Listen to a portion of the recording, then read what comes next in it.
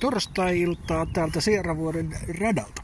Lauantaina viikkareissa heitetään bestshottia ja lupasin yhden modifikaation. Se on tässä huikean vaikealla väylällä 1 par 3,59 metriä. Mennään katsomaan.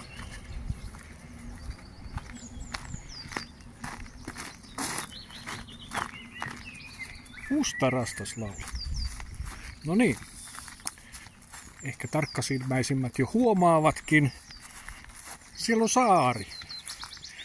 Ja se saari on rakennettu sillä lailla, että toi takaosa on hieman kaposempi. Mutta onhan tää valtava.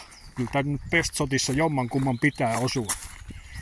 Tässä on sellainen sääntö voimassa, että riittää, että se kiekko hipaiseekin tätä viivaa. Sen ei siis tarvitse olla kokonaan sisällä. Hipaisee viivaa.